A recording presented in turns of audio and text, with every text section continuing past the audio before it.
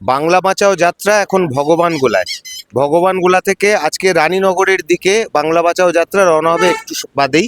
আমাদের সঙ্গে রয়েছেন ডিওয়াইএফআই রাজ্য সম্পাদক ধ্রুবজ্যোতি সাহা। মুর্শিদাবাদে এই যাত্রার অভিজ্ঞতা ধ্রুবর থেকে ছোট্ট করে শুনে নেব। এই রাজ্যে এই মুর্শিদাবাদে যে বাংলা বাঁচাও যাত্রা হচ্ছে তার সাড়া কিরকম দেখছেন?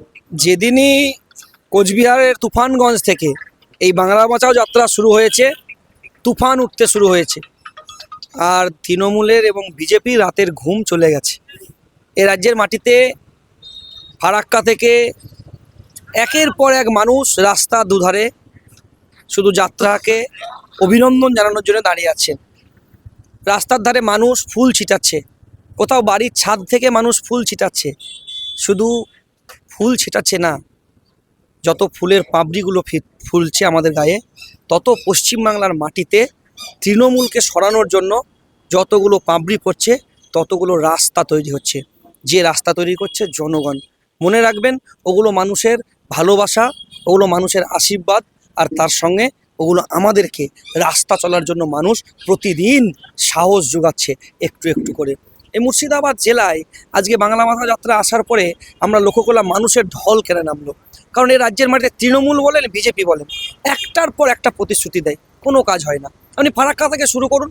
ফারাক্কায় তৃণমূল সরকার আসার পর এবং দেশে বিজেপি সরকার আসার পরে ফারাক্কা শামশেরগঞ্জের ভাঙন প্রতিরোধ করতে পারলো না। কারা প্রতিরোধ করেছিল? পশ্চিমবাংলায় যখন বামপন্থী ফ্রন্ট সরকার ছিল সেই সময় যা ভাঙন প্রতিরোধ করার জন্য যা গাডোয়াল তৈরি করা হয়েছিল, আজকে ফারাক্কায় ভাঙন বন্ধ। শামশেরগঞ্জের একটা অংশে প্রতিদিন ভাঙছে, প্রতিদিন জলের তলে স্কুল তলিয়ে যাচ্ছে, বাড়ি তলিয়ে যাচ্ছে। রাজ্যের সরকার, দেশের সরকার ভাঙন প্রতিরোধ করছে না। কিলোমিটারের পর কিলোমিটার নদীর ভূগর্ভে চলে যাচ্ছে বাড়ি এবং স্কুল, ক্ষতিপূরণ পাচ্ছে না, ছেলেমেয়েরা পড়াশোনা করতে পারছে না। তাহলে কি হবে?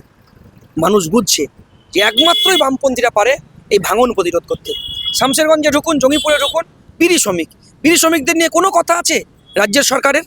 প্রতিদিন অপুষ্টিতে ভুগছে রাজ্যের মানুষ, মারা, বোনেরা, শিশুরা, তার সঙ্গে গর্ভজাত আমার মারা একদিকে টিকা পাচ্ছে না, অন্যদিকে দাঁড়িয়ে পরিমাণ মতন খাবার পাচ্ছে না। একটা মা যখন তার পেটে বাচ্চা থাকে তখন তার অনেক সুখ শান্তির প্রয়োজন আছে, কিন্তু প্রথম কথা কি, তার স্বামী বাড়িতে থাকে না এই জেলায়।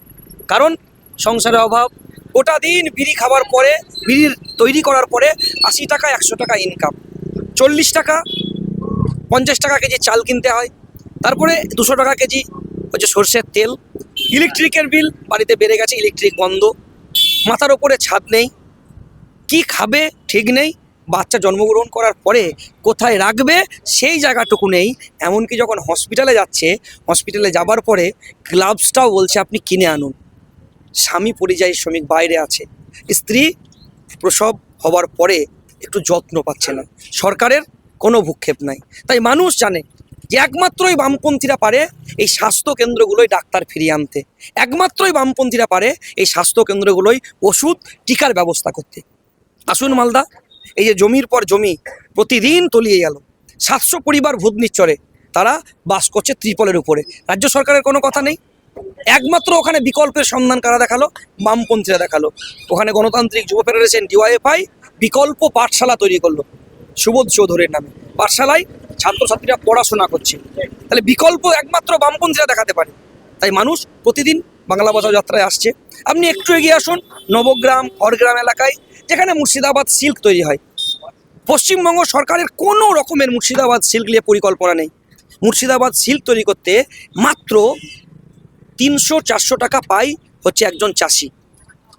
3000 টাকায় একটা মুর্শিদাবাদ সিল্কের বিক্রি করে। 1 কেজি মুর্শিদাবাদ সিল্কের যে সুতো, সেখান থেকে 4টা থেকে 5টা কাপড় তৈরি হয়। মুর্শিদাবাদ সিল্কের এখন বাজারে দাম কত? কোথাও 4000, কোথাও 5000, কোথাও 10,000 টাকায় মুর্শিদাবাদ সিল্ক বিক্রি হয়।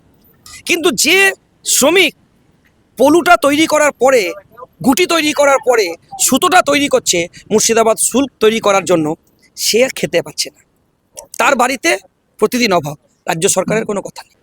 মুর্শিদাবাদ জেলায় গঙ্গা পদ্মা ভাঙন প্রতিরোধ করা, বিড়ি শ্রমিকদের মজুরি, মুর্শিদাবাদ সিল্ক বাঁচানো, এখানকার তাঁত শিল্প বাঁচানো, এখানে প্রচুর পাট হয়, ভগবানগোলা, লালগোলা, রানীনগরে প্রচুর পাট তৈরি হয়। পাটের কোনো নতুন কারখানা নাই।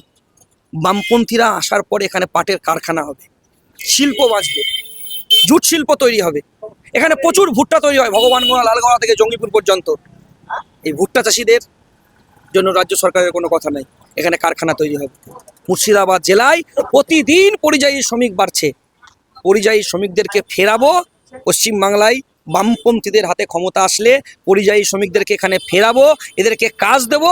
আর তার চাইতেও বড় কথা, এই যে 11 বছরে গোটা পশ্চিমবাংলায় যে বেকার যুবকরা কাজ পেলেন না, এসএসসি পরীক্ষা ঠিকঠাক হচ্ছে না, টেট পরীক্ষা হচ্ছে না, 8 লক্ষ 10 লক্ষ টাকায় চাকরি বিক্রি হচ্ছে। যারা কাজ পেল না 11 বছরে, এদের বয়সটা যাদের 30 ছিল, 40 ছিল, যাদের 40 ছিল, 50 হয়ে গেল। তারা ভাবছে আর কোনোদিন হয়তো কাজ পাবো না। আমরা সরকারে আসলে এই যে 11-12 বছরের কালো অধ্যায় রাজ্যের সরকার তৃণমূল দেখিয়ে গেল, এই কালো অধ্যায় চেঞ্জ করাবো এবং এদের কাজের জন্য একটা জায়গা তৈরি করব। এই ভিডিওটিকে লাইক করুন, আপনার গুরুত্বপূর্ণ মতামত কমেন্টের মাধ্যমে আমাদের জানান এবং আমাদের চ্যানেলের ভিডিও সবার আগে দেখার জন্য ইউটিউবে গণশক্তিকে সাবস্ক্রাইব করুন, ফেসবুকে ফলো করুন এবং শেয়ার করুন আপনার পরিচিতদের মধ্যে। আমাদের চ্যানেলে আপলোড হওয়া ভিডিও নোটিফিকেশন পেতে বেল আইকনটি ক্লিক করতে ভুলবেন না।